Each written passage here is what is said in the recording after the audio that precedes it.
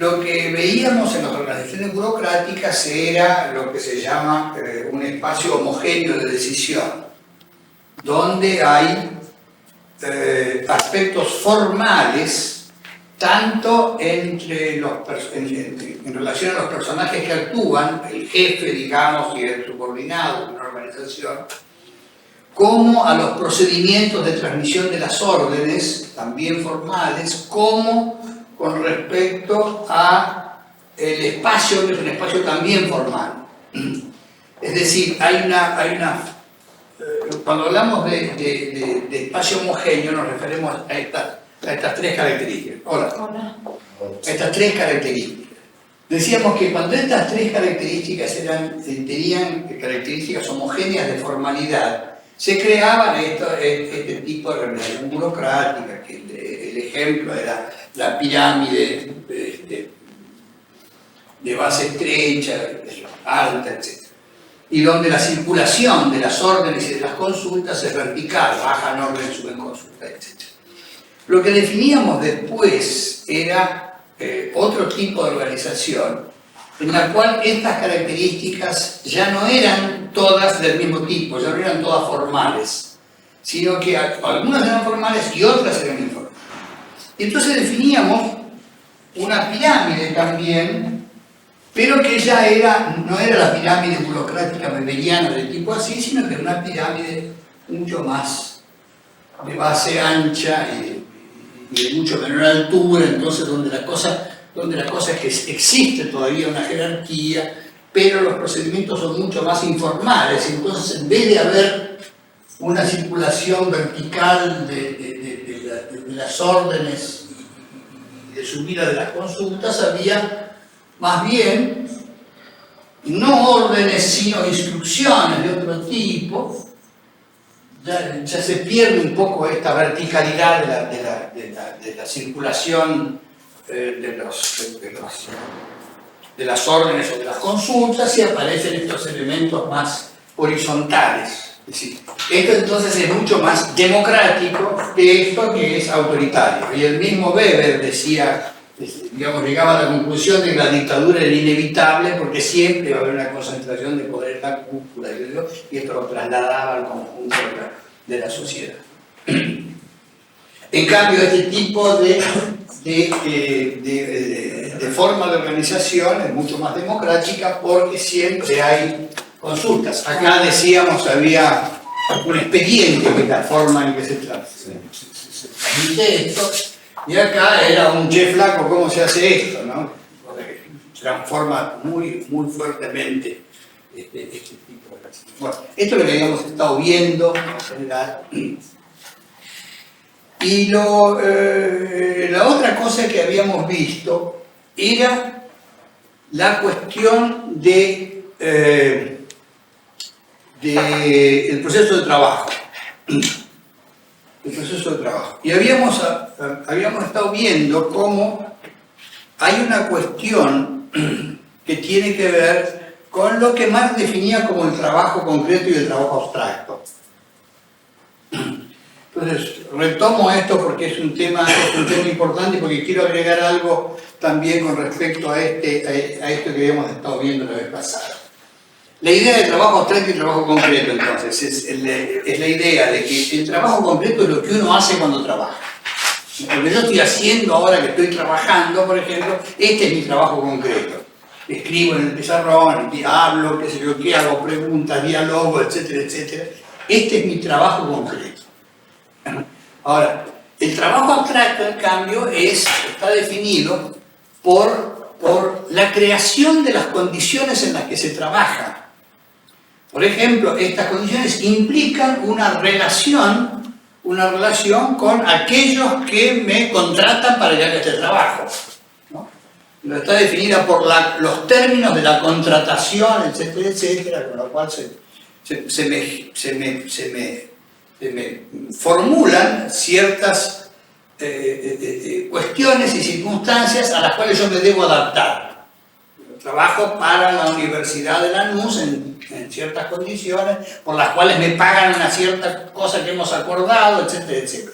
Estas son las condiciones en las que yo trabajo. Pero mi trabajo concreto es lo que hago acá.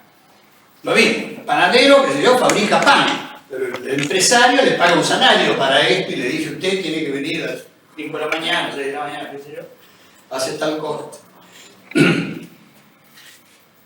Y entonces Marx diferencia estas dos cuestiones. Lo importante de esta cuestión es que el trabajo concreto es un trabajo aprendido y consciente.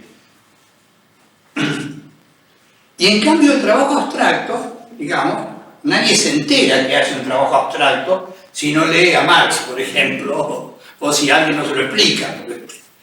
No hay forma de enterarse de esta cuestión. Entonces, esto hace, digamos, que las consecuencias de estas dos formas de trabajo, que se hacen además simultáneamente, no es que uno separa, ahora hago trabajo abstracto, ahora hago trabajo concreto. Las circunstancias, bueno, esto está ampliamente explicado en lo que Marx escribe, es que el trabajo abstracto, el trabajo concreto, produce valores de uso, lo que Marx llama valores de uso. Si valor de uso quiere decir que sirve para algo. Es decir, que un objeto tiene valor de uso, este objeto, por ejemplo, tiene un valor de uso para mí, me permite ver, nada menos, ¿no? O este otro también tiene un valor de uso, me permite saber qué hora es, etc. Es decir, estas cosas que se producen, estas mercancías, como las llama Marx, y muchos otros, por cierto, tienen valor de uso. Y como consecuencia de tener valor de uso, también tienen valor de cambio. Se pueden intercambiar. Yo puedo cambiarle a alguien estos anteojos por un pan, por ejemplo, si el tipo necesita anteojos y yo necesito comer. Entonces, este es el valor de cambio. La idea de que se pueden intercambiar objetos que tienen valor de uso. Ahora, tienen que tener valor de uso para el tipo que los va a efectivamente utilizar. Yo puedo cambiar zapatos por corbata, por ejemplo. Si es que me decidiera usar corbata, cosa que hace muchos años que no uso. Sí, para mí la corbata tiene poco valor de uso. Etcétera, ¿no? Y además hay una relación por la cual se cambia una cosa de ¿cuánto de anteojos cambio por cuánto pan? Esta sería una de las preguntas. Y entonces Marx dice que el valor de cambio está dado por el tiempo de trabajo socialmente necesario para producir ese objeto. La idea del tiempo de trabajo socialmente necesario.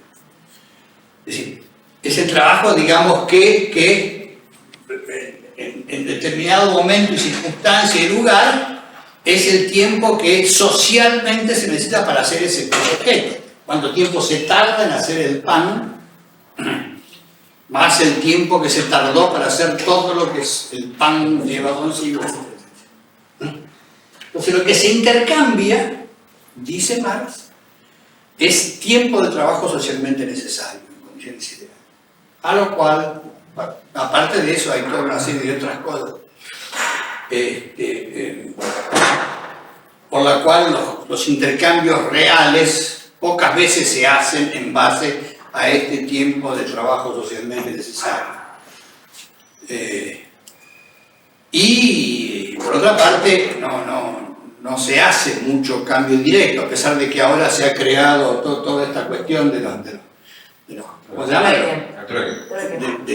Del trueque, que es ahí, en el trueque es donde ocurre este fenómeno que Marx describe y que es una forma primitiva de intercambio. Antes de que apareciera el dinero se hacía trueque, el dinero se generaliza. Y el dinero, claro, es decir, sirve en el sentido de que es lo que Marx llama un equivalente universal. El equivalente universal quiere decir que se cambia por cualquier cosa, salvo que sean patacones o cosas. Una especie de perversión. Bueno, este es un poco ahora. ¿A qué viene todo esto? Todo esto viene a lo siguiente, a que en el trabajo, cuando se realiza el trabajo abstracto, se crea un valor nuevo que no existía antes. En cambio, cuando se hace el trabajo concreto, se transfiere el valor que tienen los insumos a los productos. Y el trabajo concreto transfiere, dice Marx, el valor de la harina que lo transfiere al pan, lo pasa al pan. O el valor de todas las otras cosas que entran en este proceso, pasan a la mercancía, que es lo que en definitiva recibe todo este valor de las cosas que se usan para trabajar. Y además, se le agrega un valor que no existía, que se genera en este proceso. Y este valor incrementa el valor de las cosas que es el valor generado por el hecho de trabajar. Donde no hay nada que se ponga más que el esfuerzo que el trabajador hace para hacer su trabajo.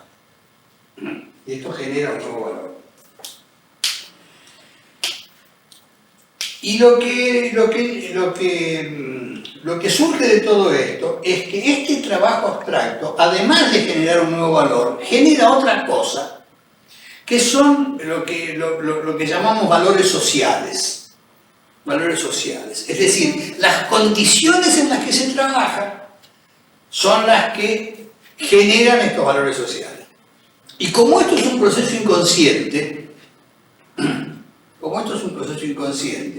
la aparición de estos valores sociales que está generada en los procesos de trabajo es también algo, digamos, que modifica la conciencia de los individuos, pero a través de procesos no claramente identificados. Es decir, si las condiciones de trabajo, que son las que determinan el trabajo abstracto, son condiciones que implican una relación de solidaridad entre los trabajadores, lo que se van a crear son valores solidarios. De lo contrario, digamos, si no, se van a generar valores no solidarios, digamos así. Esta es la idea. Pero aparte de esto, es a través de estos mecanismos de realización del trabajo abstracto, de creación de ideología, de creación de valores sociales, como se pone de manifiesto la función social de los trabajadores, la función social de cada trabajador o la función social de cada uno de los que participan en estos procesos. Por ejemplo, la función social del empresario,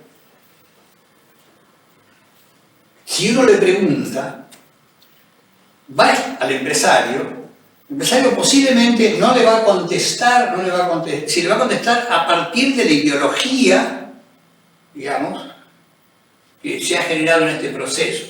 Y va a decir que su función social es proveerle a la sociedad los servicios y contribuir para que la sociedad, bla, bla, bla. En cambio, o si uno le pregunta a un trabajador cuál es su función social, es posible que a lo mejor responde lo mismo que el empresario.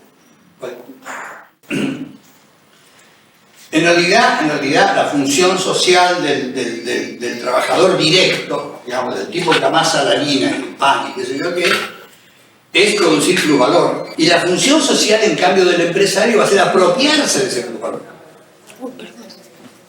Esta es la función social real. No digamos la respuesta que van a dar cuando se les pregunta, que es la que se identifica a través entonces de precisamente esta realización del trabajo abstracto. ¿Se entiende esto? La idea de la función social como consecuencia de las condiciones de trabajo generadas en esta relación. ¿Qué importancia tiene todo esto? La importancia que tiene, si esto se limitara a lo que pasa en la relación, en el proceso de trabajo, sería una cuestión puramente económica. Sería una cuestión que entraría dentro del ámbito de la economía, los procesos organizacionales, etcétera, etcétera.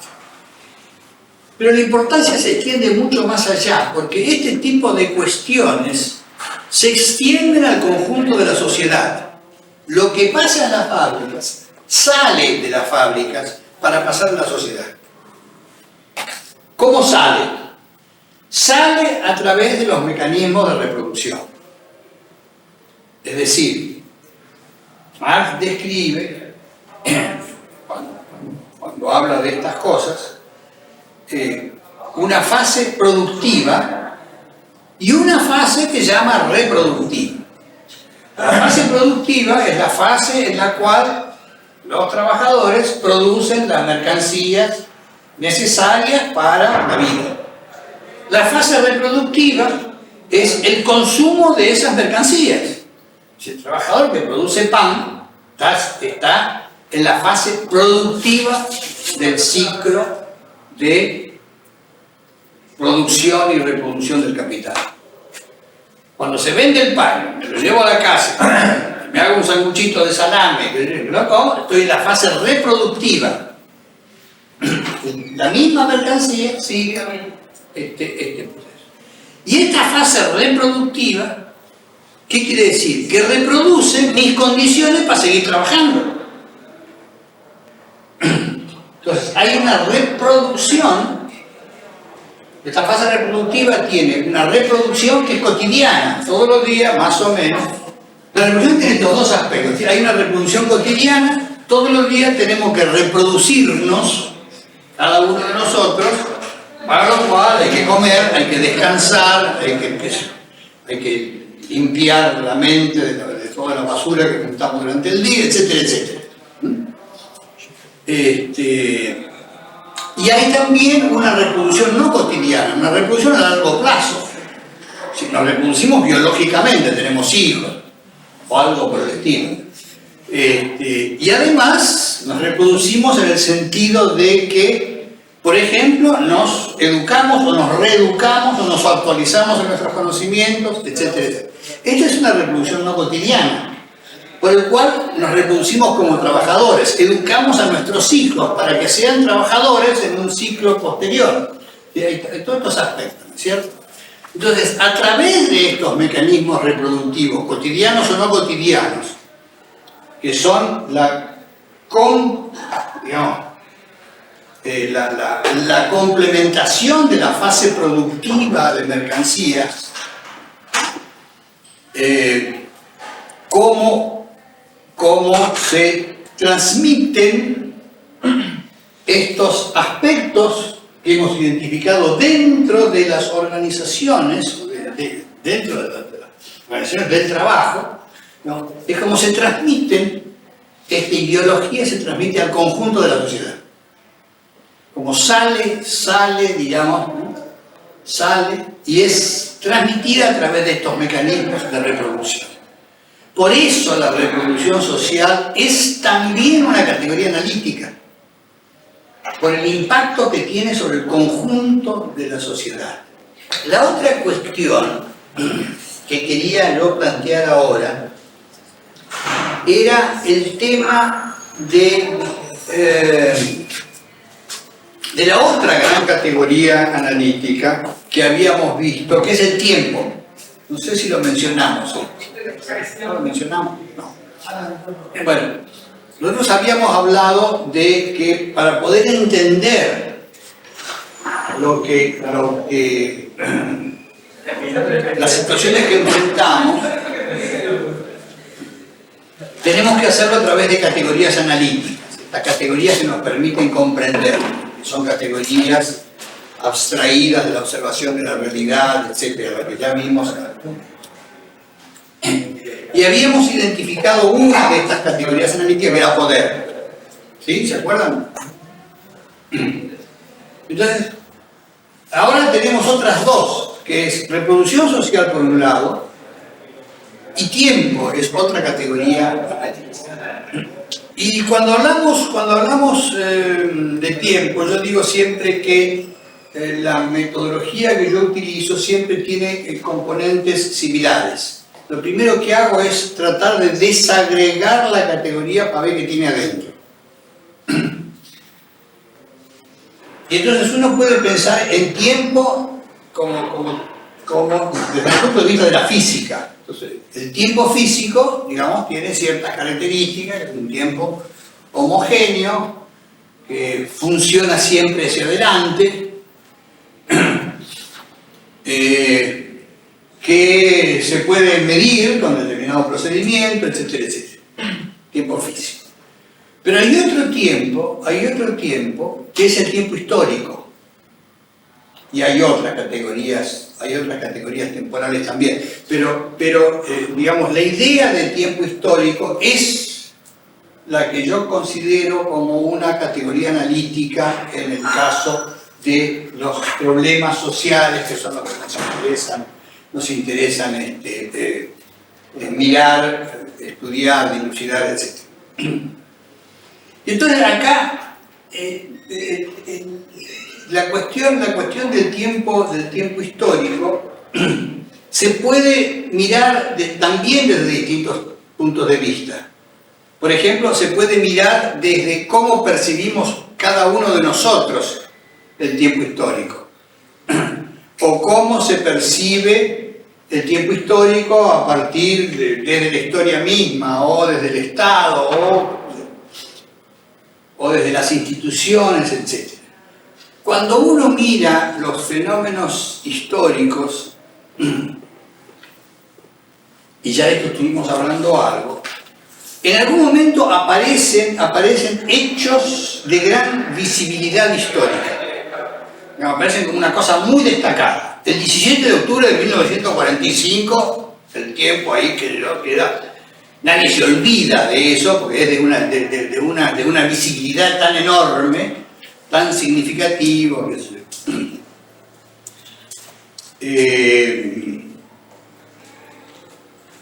Y está presente, digamos, con esta dimensión de una gran visibilidad, porque es la acumulación en un pequeño periodo de tiempo físico de un hecho muy significativo, o de una gran cantidad de hechos, la movilización, las marchas, la reunión, el Perón que vuelve de Martín García, el hospital, de cuántas cosas. Es decir, una gran acumulación de hechos en un periodo muy corto. Esto es lo que le da una enorme visibilidad. Y esto es lo que llamamos, en una de las sesiones anteriores, el episodio histórico. El episodio histórico. Que genera el riesgo de entender que el episodio histórico es la historia. Este es un riesgo. Entonces, malinterpretar las cosas, porque uno ve mucho acumulado ahí y cree que eso que ve acumulado ahí es lo que causa el desarrollo histórico en determinada dirección. No es así, nunca es así. El atentado de Sarajevo no es la causa de la Primera Guerra Mundial. El asalto al Palacio de Invierno en Leningrado no es, en San Petersburgo, mejor dicho, no es lo que inicia el comunismo en la Unión Soviética, etcétera, etcétera. ¿Sí? Pero siempre hay en el desarrollo de procesos históricos estos episodios de gran visibilidad. Y acá es cuando Lenin habla de aceleración de la historia, dando una característica del tiempo histórico que no tiene el tiempo físico. No hay aceleración del tiempo físico. Salvo digamos, en teoría de la relatividad o algo así, que dicen que si uno va a la velocidad de la luz y vuelve hasta Marte, qué sé yo, que el tiempo físico pasa diferente. No entiendo lo que quiere decir. Pero el hecho es que en el tiempo histórico es muy claro que hay periodos de aceleración, hay periodos de, a ver, como dicen los jóvenes, dicen no pasa nada. No pasa nada, y el tiempo histórico está pasando muy calmo, donde no pasa nada. Todo sigue igual, se reproduce una misma cotidianidad todos los días, no hay alteración. Todo esto da origen a lo que los historiadores llaman la periodización histórica.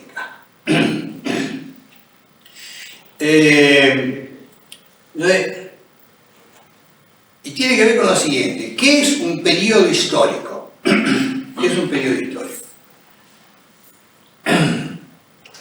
Y un periodo histórico es aquel en el cual permanecen sin modificaciones sustantivas esto que hemos llamado los mecanismos reproductivos de la sociedad. Se reproduce siempre de la misma manera. No quiere decir que la sociedad no cambia, que sigue siendo siempre la misma, sino que sus mecanismos de reproducción permanecen. Entonces se reproduce una misma sociedad, aunque no sin cambios. ¿Se entiende esto? Lo que pasa es que la idea de cambio, ya lo vamos a volver a ver también más adelante, es una idea ambigua. Ambigua quiere decir que quiere decir varias cosas al mismo tiempo. Porque yo puedo hablar de cambios de estos que hablaba, ¿se acuerdan de Giovanni Tommaso di Lampedusa? Escribió El gato pardo, película que hizo Luchino Visconti después. Tommaso di Lampedusa, ahí en El gato pardo, dice: algo tiene que cambiar para que todo siga igual. Trae esa frase. Vamos a mostrarlo de otra manera. A mí me gusta la matemática. No sé por qué bien, pero digo, si ustedes tienen la función, ¿se acuerdan de funciones? Una función es una relación entre variables. La más simple se da en un gráfico de este tipo, un gráfico de coordenadas, el eje X y el eje Y. Y entonces es una función relaciona la variable X con la variable Y. Por ejemplo, pueden tener una parábola. ¿Se acuerdan cómo es una parábola? Eso, muy bien. La más simple es Y igual a X cuadrado, porque no hay A1 parece ser. Bueno, muy bien, esta es una función, ¿es cierto? Esta es una función continua. Para cualquier valor de X va a haber un valor de Y. De menos infinito a más infinito siempre va a haber algún valor de Y que represente ese valor de X. Función continua.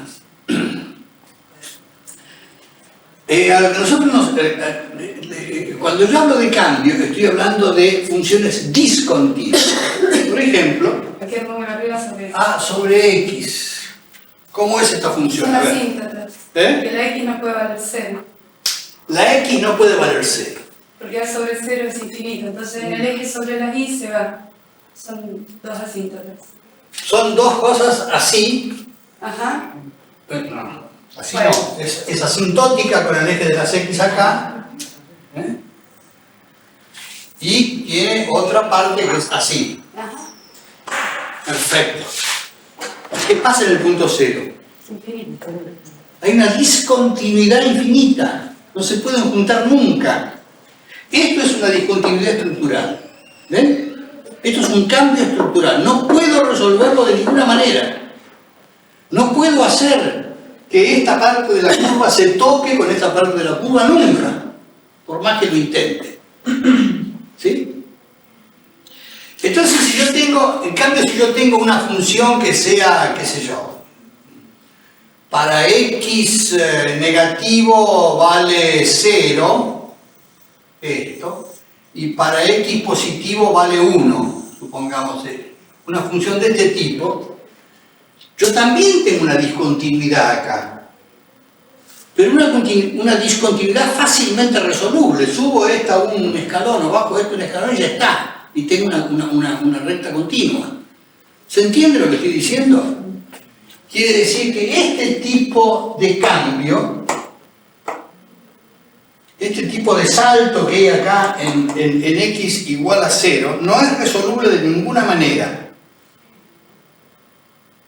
Es un cambio estructural, un cambio que no se puede resolver de ninguna forma.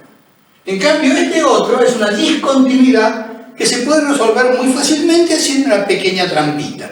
Acá ninguna trampita me permite resolver eso. La noción de cambio, entonces, tiene también cuando estudiamos aspectos sociales, tiene también este tipo de características.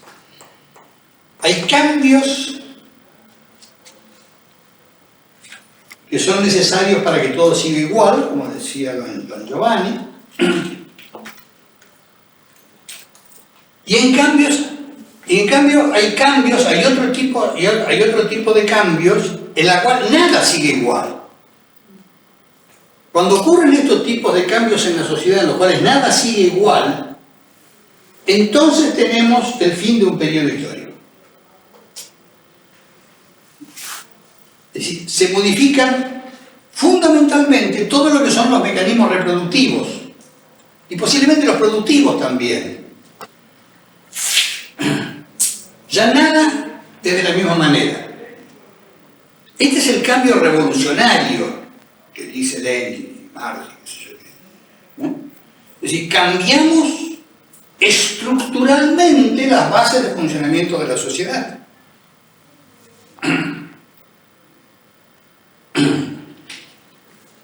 Cuando Lenin dice, qué sé yo, de que se acaban los conflictos de clase,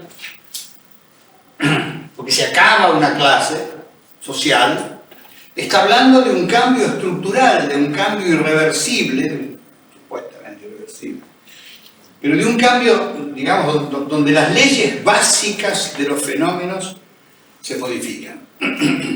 Y en consecuencia ocurren este tipo de discontinuidades. A esto llaman los historiadores un periodo histórico. Aquellos que terminan con una historia y ahora empieza otra cosa nueva, con reglas básicas nuevas. Bueno, veamos entonces lo que significa dentro de esta idea de periodización histórica. Nosotros estamos viviendo un periodo histórico que es el capitalismo. Está definido por reglas básicas, son los comportamientos capitalistas, a los cuales todos nosotros estamos, nos guste o no nos guste, sometidos. Somos capitalistas. Es decir, nuestro periodo histórico es el periodo histórico del capitalismo. Pero lo que ocurrió en la Unión Soviética durante 80 años o cosas por el estilo, cambió esas reglas del juego durante ese periodo, entonces pasaron a otro periodo, ahora volvieron a lo anterior. Pero durante todo ese tiempo, esos 80 años que van del 19 al 89, 70 años, cambian las reglas básicas del comportamiento de la sociedad, cambia su estructura de clase, cambia todo su comportamiento, etcétera, etcétera. Cambian las formas de reproducción, etcétera, etcétera. ¿Qué nos está pasando ahora? Lo que podemos decir es que dentro de este periodo del capitalismo hay fases diferentes. Hay fases diferentes. La primera fase del capitalismo, cuando comienza el capitalismo en la Inglaterra manchesteriana, digamos, hay una fase de inicio del capitalismo donde se empieza, digamos, termina la época feudal y comienza la época capitalista, a partir de una serie de procesos que van construyendo las condiciones básicas, que hablamos algo de esto la vez pasada. Es decir, esta es la fase inicial. Después viene una fase de digamos, una especie de plató, una especie de desarrollo dentro de esos periodos en los que no pasa nada, como dicen los jóvenes, ¿eh? Se sigue siempre con lo mismo, se sigue trabajando en condiciones de igualdad. Y hay fases, digamos, hay fases avanzadas que hacen suponer periodos de transición a otra cosa. Alguien habló de que la historia había llegado a su fin. El señor Fukuyama, ¿no?, escribió un libro sobre este asunto, sobre el fin de la historia. ¿Qué quiere decir el fin de la historia en la interpretación que hace este autor? Quiere decir que ya nada va a cambiar nunca más. Ya está. Ya se han hecho todas las transformaciones que se podían hacer. Entonces, de aquí en adelante todo va a seguir igual. No sé si alguien leyó el libro de Fukuyama. Es muy terrible, ¿no? Porque entre otras cosas dice que esta fase final, digamos, de fin de la historia, no es que la historia se para, sino que sigue funcionando, pero funciona siempre igual. Esto es lo que pronostica, ¿no? Y dice que va a ser un periodo muy aburrido, con lo cual está reafirmando esto que dicen los jóvenes, no pasa nada. Sin embargo, aparentemente no era tan así la cosa. Y lo que se está viendo es que en apariencia, por lo menos, lo que estamos viendo ahora da la impresión de ser una fase de transición a otro periodo. Algo así como que muchas veces hemos pronosticado de que el capitalismo estaba en su fase final, cambiaba por otra cosa, que nos equivocamos siempre. Yo les contaba, ¿no? de el episodio cuando fui por primera vez a Estados Unidos, que yo quería ir a ver cómo era esto de la crisis final del capitalismo. Pero ahora están pasando cosas tan tremebundas que da la impresión de que hubiera una especie de momento que se aproxima a algún tipo de final del periodo capitalista, con lo cual no se sabe qué es lo que puede pasar próximo. Es decir, que cada periodo histórico va a tener un momento de inicio, un momento de crecimiento, un momento de estabilidad y un momento transicional, y solo Dios sabe hacia dónde. Esto va. Que se expresa a través de muchas maneras. Se expresa a través de estos indicadores que todos conocemos, pero también se expresa con los despelotes que se llaman las asambleas. Sin embargo, significa una cosa muy importante. ¿Por qué? ¿Por qué? Porque se aparta lo más posible de esto, que es el esquema autoritario. Y llega, yo decía que este tipo de organización, la forma en que dilucida sus problemas es el grupo de discusión. La asamblea es más chato todavía que esto. No tiene punta acá arriba. Más despelote. Más despelote. Pero el despelote es la forma de la creatividad.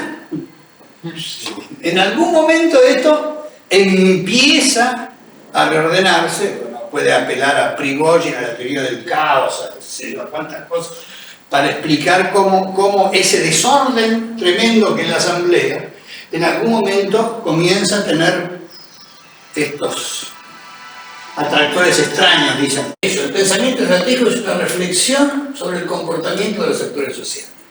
Esta es la idea del pensamiento. Y entonces lo que nos interesa es dilucidar este comportamiento de los actores sociales. Porque a través de ese comportamiento es como se alcanzan los objetivos que el pensamiento estratégico formula. Acá está la idea de trabajo abstracto, trabajo concreto. La fuerza de trabajo, entonces, realiza un trabajo concreto, lo que decíamos antes, el trabajo concreto establece relaciones de trabajo. Si cuando yo trabajo me relaciono con otros para trabajar, otros compañeros de trabajo, con los cuales tengo relaciones de trabajo. Maggie me trae esto, me ayuda, qué sé yo qué. Este me filma. En cambio, el trabajo abstracto, digamos, define lo que llama más relaciones de producción. Relaciones sociales de producción, de las cuales decimos la vez pasada, la principal es el salario. Acá vemos cómo el trabajo concreto traslada valor, el trabajo abstracto crea valor. Ese valor que se traslada genera valor de cambio, lo mismo que el valor que se crea. La suma de esos dos es el valor de cambio. Ahora, el trabajo concreto tiene relación con el proceso de trabajo. Y el trabajo abstracto con la organización social. En ambos casos se trata de problemas organizativos. Lo que se organiza en una empresa es el proceso de trabajo, obviamente. Y acá vemos la relación entre organización social y relaciones de producción. Y lo mismo para el proceso de trabajo con las relaciones de trabajo. Y después vemos acá cómo el proceso de trabajo genera valores de uso. La organización social genera valores sociales. Y esto da entonces una cierta simetría entre estos dos aspectos. entre lo que está arriba y lo que está abajo, digamos, ¿cierto? Pero lo que hace la diferencia es esto, es que para que algo tenga valor de cambio, tiene que tener valor de uso. Lo que no se da en la otra dimensión. ¿Está? Entonces yo señalo acá la idea de esto como una cuestión inconsciente. Una cuestión inconsciente. Si a un trabajador le dicen que tiene una relación social de producción salarial, le va a decir lo que. ¿Qué quiere decir esto? ¿No? Es la relación que establece con su empleador. La relación es el salario es la relación. ¿Sí? Bueno, veamos ahora esto que tiene que ver con las prácticas productivas. En el proceso de trabajo, estamos repitiendo, concreto o abstracto. Y la ideología como función social, el proceso que depende del trabajo abstracto. Y las prácticas reproductivas son los procesos sociales cotidianos o de mediano o largo plazo, que es lo que habíamos estado mencionando antes, ¿no? Esta idea de los dos tipos de prácticas productivas o reproductivas. Veamos qué viene ahora. Acá qué vemos. El proceso de trabajo como práctica productiva, la construcción ideológica del sujeto, es decir, la modificación de su conciencia en el sentido general. Y estamos repitiendo lo mismo ahora con otro dibujito para que quede más bonito, con flechas verdes ahora. Es decir, este círculo que se genera ahí, entre la práctica productiva y la práctica reproductiva, que tiene como consecuencia la práctica productiva, la constitución ideológica del sujeto, es decir, la modificación de su conciencia, que puede existir, la vez pasada decíamos también, que el trabajador puede ser consciente o no de que ese proceso de trabajo significa para un trabajador en régimen salarial, significa, en la interpretación de Marx por lo menos, un proceso de explotación. ¿Por qué de explotación? No es una explotación, digamos, de tipo... Sí, el manifiesto. Claro, es una explotación, ¿por qué? Porque el intercambio que se produce en el proceso de trabajo, intercambio de trabajo por salario, el trabajador genera un valor mayor del que recibe. Es decir, mayor de que necesita para reproducirse. Claro, recibe. ¿Qué es lo que recibe el trabajador directo? Como valor. Recibe el valor de los bienes que necesita para reproducirse, para cumplir con estas prácticas reproductivas. Digamos. Volver al día siguiente a trabajar. Que eso, claro. El proceso muestra que es una estafa y no un robo. Claro, digamos, tampoco. Hay una discusión. Tampoco es así. Cuando Marx hace la crítica del programa de Gotha, por ejemplo, lo que está diciendo es que no es posible que el trabajador directo se quede con la totalidad del fruto de su trabajo. Porque entonces no hay proceso de acumulación, no hay reproducción de la sociedad. Esta es la idea. Si uno quiere terminar con eso, con lo que tiene que terminar es con el capitalismo, pero tampoco en el socialismo ni en el comunismo, el trabajador va a quedarse con la totalidad del producto de su trabajo. Porque si no, no hay reproducción de la sociedad en su conjunto. ¿Me explico? Esta es la idea. Por eso digo que es una explotación, pero hay que entenderla en estos términos. Términos en que Marx explica el proceso de explotación. Qué sé yo, digo, es una manera de entender. Ahora veamos esto, que es lo que se llama constitución del sujeto. Hay pasos. En primer lugar, la socialización, que es el aprendizaje por la experiencia de lo que se necesita para vivir en la vida cotidiana. Yo para vivir en la vida cotidiana tengo que aprender ciertas cosas. Esas cosas que tengo que aprender para comportarme son lo que se llama proceso de socialización, que es permanente. Todos los días tenemos que aprender alguna cosa nueva con respecto a... Y eso se hace en la familia, en la escuela y en la sociedad. El primer lugar de socialización es la familia. Y la ideologización, que es la conformación de una imagen del mundo social, político, cultural. Cada uno de nosotros tiene una idea, una imagen de cómo es el mundo. Y es consecuencia de las prácticas culturales y principalmente el trabajo abstracto. Lo que hemos estado señalando en todos estos. Y ahora viene lo que estábamos mencionando sobre la historia, la duración y la periodización. Tiempo físico, tiempo histórico. El tiempo histórico, lo que está señalado ahí es la idea de ritmos, es lo que decía antes, el ritmo lento o rápido, no pasa nada, pasa de todo, etc. Entonces hay una velocidad y una aceleración que puede ser vista desde los individuos, la sociedad, el Estado y la historia misma, lo que estaba señalando antes cuando no tenía este aparatito.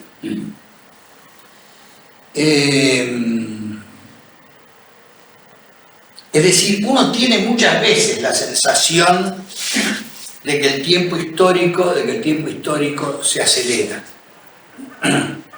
Y todos hemos vivido estos tiempos históricos acelerados. En este país es muy frecuente. Si uno no lee el diario un día queda atrasado y ya está al margen de la historia, un poco menos en este país, porque pasan tantas cosas. En cambio, si uno viviera en Holanda, como nuestra compatriota la princesa, ahí las cosas son mucho más lentas, ¿no? Entonces uno tiene una sensación de tiempo histórico según lo que le pasa a uno mismo, ¿no? Según lo que le va pasando a uno mismo. Y lo mismo, también desde la sociedad y desde el Estado. Lo que pasa es que algunos impactos son mucho más fuertes. Los impactos sobre el Estado son a veces muy fuertes cuando los cambios son muy bruscos. Hemos tenido nosotros, pocos países sobre la Tierra, que han tenido 5 presidentes en una semana, por ejemplo. ¿Qué tal? Es una aceleración del tiempo del Estado fenomenal, y que lo ha dejado, por supuesto, en las condiciones en que se encuentra, en las condiciones de extrema debilidad. No es bueno que eso pase, digamos, porque genera unas condiciones de una debilidad extraordinaria. Y la periodización, entonces, lo que les decía antes, la periodización significa, un periodo histórico significa una historia autocontenida. La historia del capitalismo es la misma y, sin embargo, no quiere decir que el capitalismo desde su inicio hasta ahora ha sido todo igual. ¿Se entiende esto? Pero ha conservado sus formas de reproducción. Los mecanismos reproductivos de relaciones esenciales, distribución de ingresos, hábitos sexuales, cultura, todo esto se ha mantenido en forma aproximadamente similar, con cambios, pero entonces la permanencia de la sociedad, decimos, es igual a periodo histórico. Lo mismo. Mientras permanezca la sociedad, no los mismos actores, sino la misma sociedad, que no es lo mismo. Los actores cambian, pero la sociedad se mantiene siendo la misma. Y acá vamos a ver una cuestión que el otro día surgió, no sé quién lo planteó, que es la cuestión de la cultura. Yo digo, los procesos de trabajo compartidos significan un cierto tipo de cultura técnica que yo defino de la siguiente manera: cultura técnica como la forma en que un pueblo se gana la vida. Es decir, qué procedimientos técnicos utilizamos en conjunto, aunque trabajemos en cosas distintas, pero sin embargo tenemos una misma cultura técnica. Todos usamos internet, por ejemplo, qué sé yo. En fin, hay una serie de componentes similares que hacen que el nivel técnico en el que nos desarrollamos sea más o menos el mismo. pero todos nos manejamos más o menos dentro de una misma cultura técnica. La forma en que un pueblo se gana la vida. La forma en que un pueblo se gana la vida.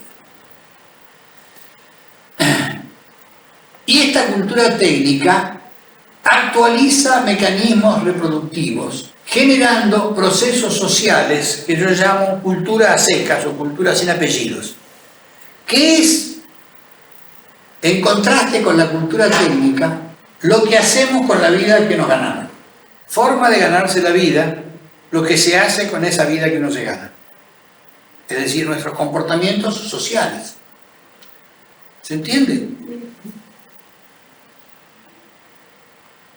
Las relaciones esenciales de producción, ya lo habíamos mencionado, de distribución y de consumo, son las que hacen la permanencia de la sociedad. Y este es el circuito, entonces.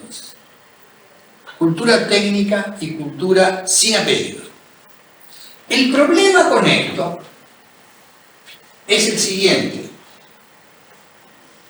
El problema con esto es el siguiente. Que los tiempos de esos dos procesos culturales son totalmente distintos. Una cultura técnica cambia en la actualidad a una velocidad extraordinariamente rápida. Es decir, cambiamos aceleradamente de cultura técnica. En cambio, los procesos sociales culturales, para cambiar una cultura sin apellido, es extraordinariamente difícil. Y entonces ahí tiene una contradicción. Una contradicción que no es nada fácil de resolver. La importancia de esto que señalo acá, la permanencia o el cambio del periodo histórico. Si el periodo histórico no cambia, es decir, si estoy dentro de un mismo periodo histórico, digo, se mantiene la unidad e identidad del marco teórico interpretativo de la investigación. Vamos a parar aquí un cachito porque esto está medio complicado.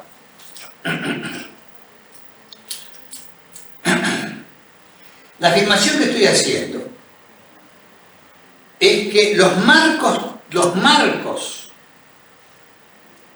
teóricos de las investigaciones que hacemos en ciencias sociales, por lo menos,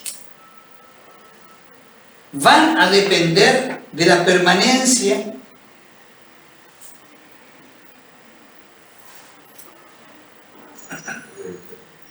del periodo histórico. Es decir, de que no haya modificaciones estructurales en la composición de la sociedad.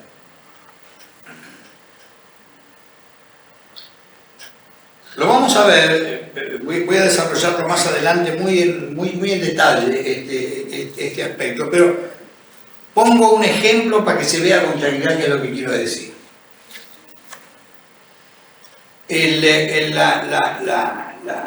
El marco, digamos, el marco teórico de salud, que es lo que nos junta a todos nosotros, es un marco teórico que ha cambiado a lo largo de la historia, de los diferentes periodos históricos.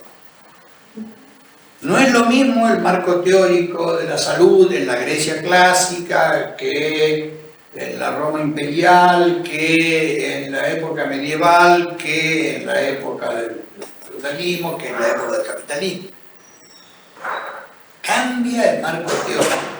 Y tanto cambia que cambia hasta la definición de salud. Salud quiere decir cosas distintas, la categoría central con la cual nosotros trabajamos, que es salud. Cambia su definición en estos distintos periodos, lo cual muestra claramente cómo la teoría básica de lo que nosotros hacemos se ha ido modificando acompañando a los cambios de los periodos históricos. Yo digo, en la Grecia clásica, en la Grecia de la democracia ateniense, siglo de Pericles y por ahí, la definición de salud tenía que ver con la higiene y con el estado físico. Tanto que los grandes movimientos, los grandes monumentos edilicios de ese periodo incluyen gimnasios y baños. Si uno va a la ciudad griega, se va a encontrar con gimnasios y baños en todos lados. Quiere decir que salud tenía que ver con eso, con la higiene y con el estado físico. Estar sano era ser bello y tener un buen estado físico. Y después va cambiando. Después cambia, después, digamos,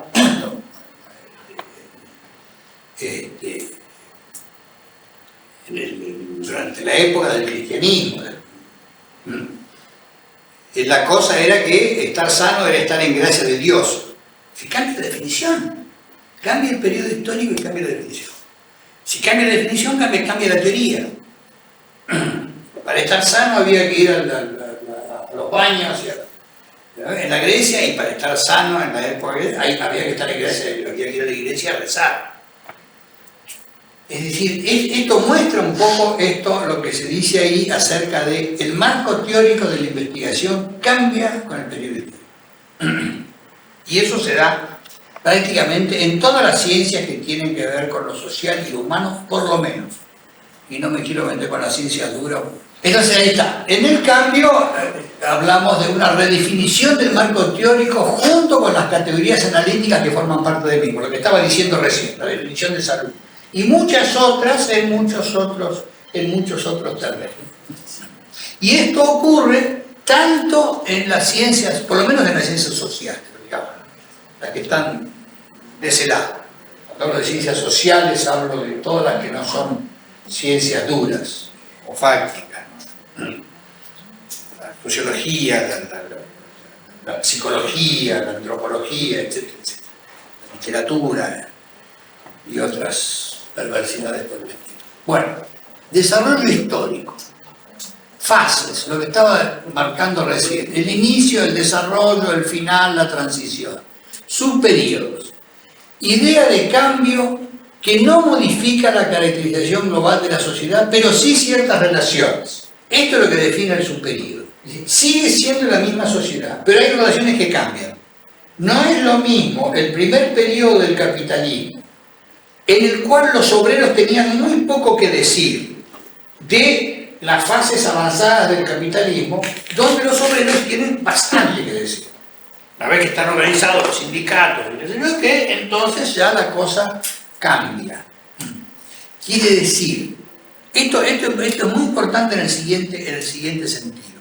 Cuando Marx y Engels escriben el Manifiesto Comunista, publican en 1848, el famoso Manifiesto Comunista, definen el Estado como el comité de administración de los intereses de la burguesía. Y lo pueden definir de esa manera, porque efectivamente funciona de esa manera. Marx y Engels, tipos que trabajaban en términos de lo que pasaba en la sociedad, en términos históricos, fundamentalmente. ¿Qué es lo que está pasando en este momento? ¿Qué pasó antes? ¿Qué pasa ahora? Entonces, en ese momento era muy claro que los obreros tenían poco que decir con respecto a las decisiones que tomaban la élite. No hacían nada, no podían. Lo más que podían hacer era protestar. De repente protestaban, pero no más allá.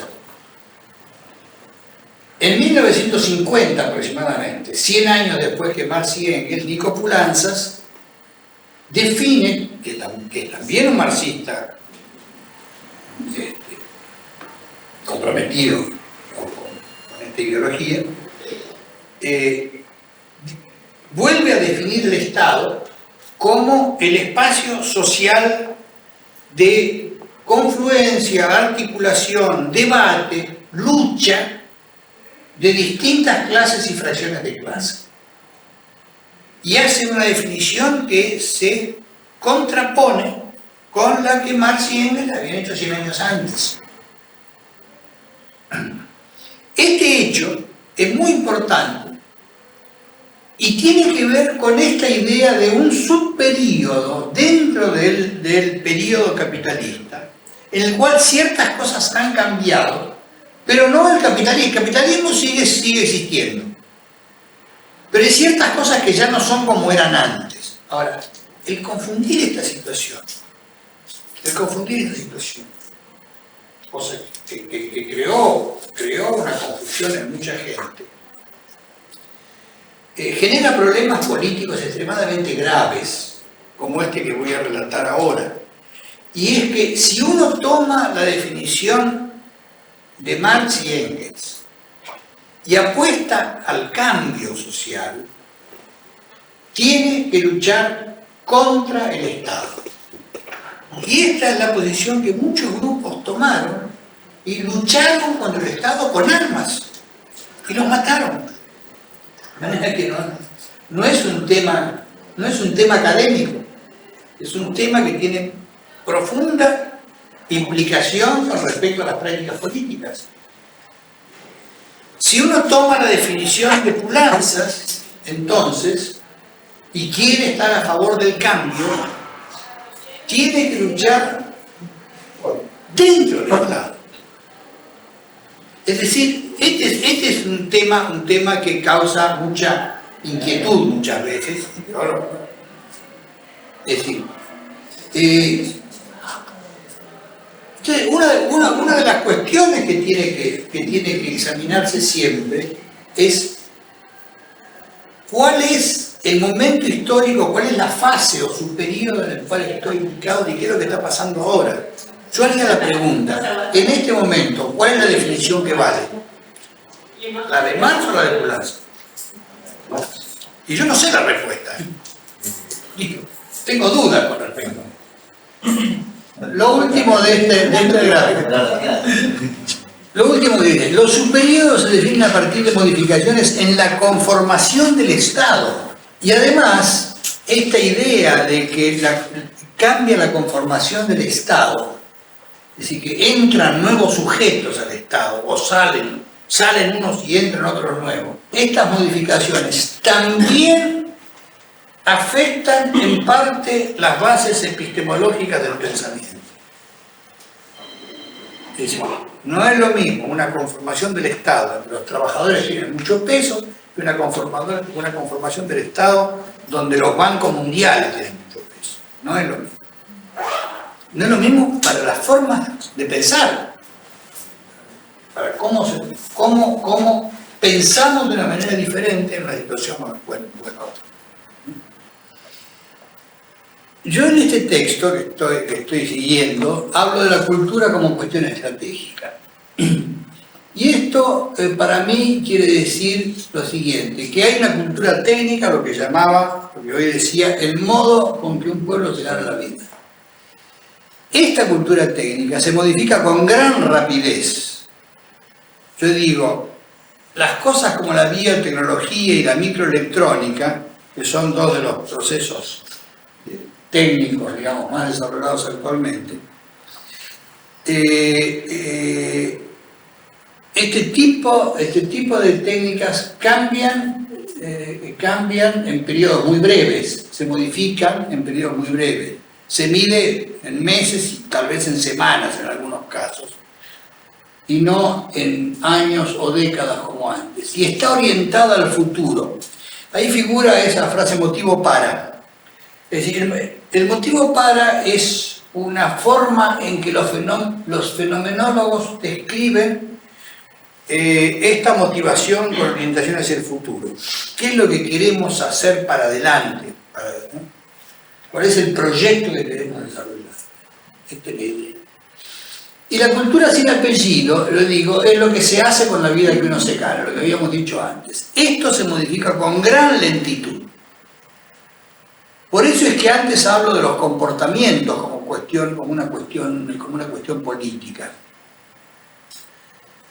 Se modifica con gran lentitud, digamos, porque para modificar aspectos que nos vienen del pasado, y por eso es que digo que está orientado al pasado. Y de nuevo, los fenomenólogos hablan de motivo porque. Es decir, una cosa que está enraizada en la propia historia de uno. Y si está enraizada en la historia de uno, que ha pasado a formar parte de lo que uno es, de su identidad, de su personalidad, de su subjetividad. Así que acá tenemos un problema serio, que es que estos dos aspectos generan esto. Las diferencias en las tasas de cambio generan una contradicción que es muy difícil de resolver. Y esto se produce cada vez que un campesino se muda del campo a la ciudad, se enfrenta con este problema, donde viene con una cultura tradicional y además con unos comportamientos, por ejemplo, los comportamientos reproductivos en las zonas rurales son muchas veces muy distintos a los comportamientos reproductivos de las zonas urbanas. Y mientras estaba preparando esto, hoy, esto ya lo habíamos visto, mientras estaba preparando esto hoy, leí esto que escribí hace no sé cuántos años, que le voy a leer. Lo que deseamos enfatizar es que la cultura se transforma en un verdadero problema estratégico, una cuestión del poder en el terreno de la política cultural que no puede dejar de ser tomado en consideración, lo cual se traslada al examen de si es posible que sea la cultura a secas la que oriente el cambio técnico para que sea el propio país el que decida sobre su futuro y no que éste le sea impuesto por las circunstancias exteriores. Estas afirmaciones pueden aparecer obsoletas frente a una economía mundial cada vez más globalizada, pero hagamos un nuevo esfuerzo de análisis refiriéndonos a la situación actual, fines de 1986, estoy hablando de 16 años atrás, de Argentina, que confronta una grave decisión en cuanto a los futuros caminos de su desarrollo. Desde el punto de vista que estamos examinando, el país se encuentra en una situación original, pues muchos de sus valores tradicionales han sido destruidos como consecuencia de las acciones del terrorismo de Estado a cargo de la dictadura asesina. Se conjugan entonces dos cuestiones cuya resolución debiera pensarse en forma conjunta, aunque no es posible realizarlos como un solo proceso. La reconstrucción de una cultura técnica junto con la reconstrucción de la cultura no técnica, lo cual plantea varios problemas conexos. Esa reconstrucción cultural, ¿se hará con los mismos valores tradicionales? ¿Cuál va a ser el elemento determinante de la reconstrucción? ¿La tecnología o los valores? ¿Cómo se construyen o reconstruyen los valores perdidos? Estas son las preguntas que yo me hacía en ese momento. Las preguntas formuladas se ubican de preferencia, pero no en forma exclusiva, en campos distintos del conocimiento y la práctica. La primera es una reflexión que se inclina sobre los aspectos éticos de la cuestión y podría reformularse de la siguiente manera. ¿Son buenos los valores tradicionales? El segundo cuestionamiento se hace sobre todo en el terreno de lo político, de modo que podría expresarse en términos de preferencia. En tanto que la tercera pregunta se refiere a los aspectos que podríamos llamar metodológicos. Bueno, sigue así una descripción y después se dice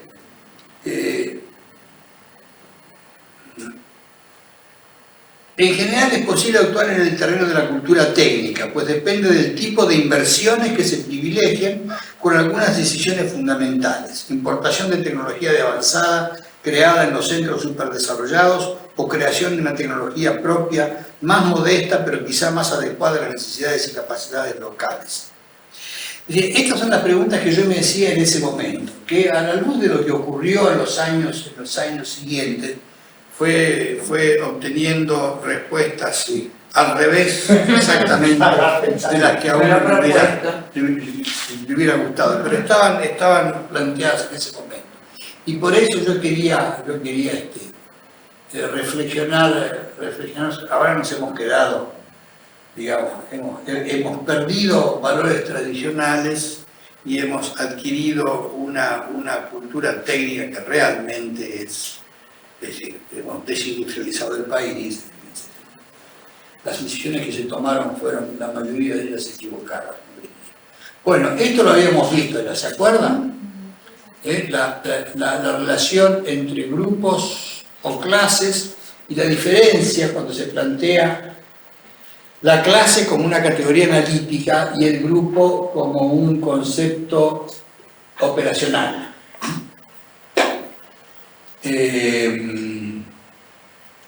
Y acá aparece entonces la idea de los intereses concretos, esto que estábamos discutiendo recién.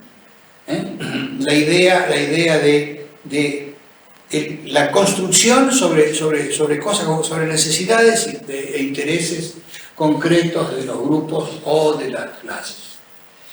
Y acá habíamos hecho una síntesis que habíamos visto también la vez pasada, que era esta.